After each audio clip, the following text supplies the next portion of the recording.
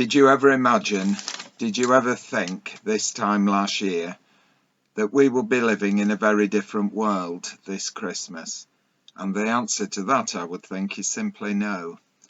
Not one of us, whether here in church or at home, living in the city or the country or anywhere in the world, not anybody would have believed what has happened over the past 12 months. Things are very different. Things that we took for granted are no more. Things that we've done for years haven't happened. Some will never happen again, not as they were anyway. Many things will have been changed forever. And we didn't know, we never thought, we just presumed that most things will go on just as before. They thought the same in Bethlehem 2,000 years ago. Let's gaze on the people gathered in this small hilltop town as they go about their business, completely unaware of what is about to unfold. Nobody gives the stable a second glance. Why should they? It's a stable like so many others. In the streets, the sickly smell of sweat mingles with the sweet scent of baking bread. There's laughter and anger, there's singing and swearing, there's happiness and there's loneliness, carousing and drunkenness. This is an ordinary cold night in this, for a while, overcrowded town, and all because of a census that has been imposed on this occupied land by those who govern. A baby cries. It cries its first cry, that uncertain cry which asks for only one thing, love. Nobody notices. Why should they? Birth is nothing new. It happens all the time. It is commonplace.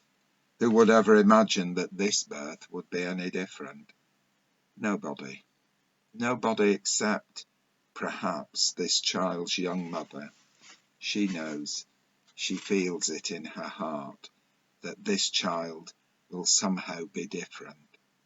But does she know how different her baby will be? I think not.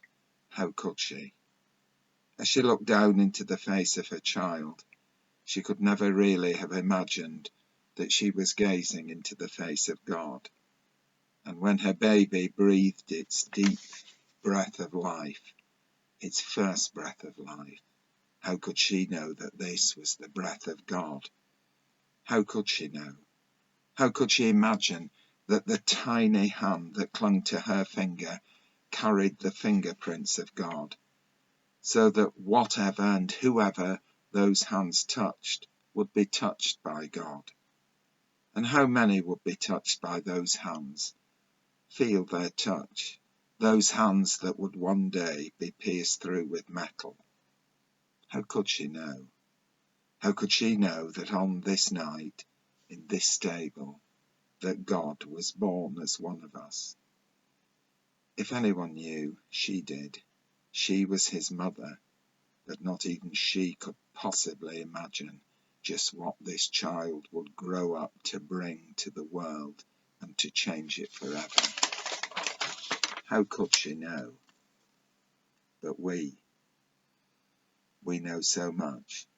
We're, after all, advanced human beings, and it's 2,000 years since that stable story, and we've come so very far, haven't we? We control the world. We have technology and communication at our fingertips. We have and are conquering space. We have the ability to invent marvelous things that make life easier. We create music and art, literature. We have it all. We know it all. Well, not quite everything. For after all, we make war. We create famine and poverty, and our excesses have polluted our world, and we've destroyed some forms of life forever. But despite that, we still had control until the beginning of this year, when so many certainties fell away and dissolved into dust. What will we take from this year? I think that this year has made me realise, more than ever, that big and powerful is not necessarily beautiful. I think that I will remember mostly the efforts not of those in great power and authority, but rather the ordinary folk, the Sir Captain Toms, the supermarket workers, the teachers, nurses, postal workers, doctors, neighbours, friends, the shopkeepers, the drivers, the laboratory technicians, the scientists, the everyday people, many of whom have done so much for others, people that we may have taken perhaps too much for granted, and not realising and appreciating just how important they were and are. What will we take from this year?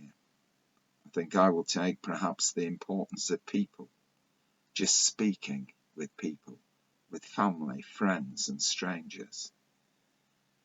What do we value?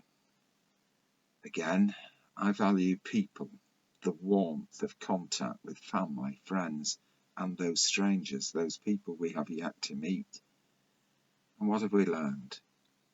Well, I think I've learned, or it's made me realise more, the importance of place, of home, of gardens, of cafes and restaurants, of theatres, and most of all churches, open all the time, as much as possible, to welcome people and their communities, all these places, welcoming with warmth.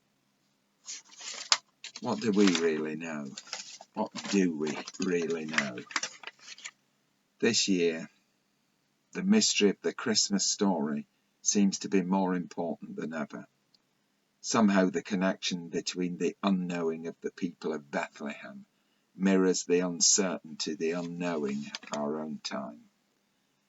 Perhaps what has always made this night, this day, this Christmas time so special, so magical, so poignant, so happy, and very often so sad, is its uncertainty wrapped in its certainty. The uncertainty is the same as Mary's, and that is the uncertainty of not knowing what lies ahead.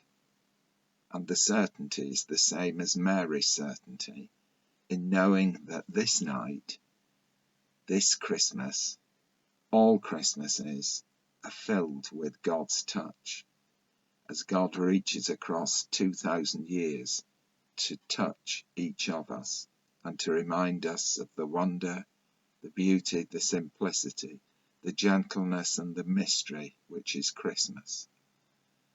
Uncertainty becomes certainty as we let God into our hearts. Mary pondered all these things and treasured them in her heart.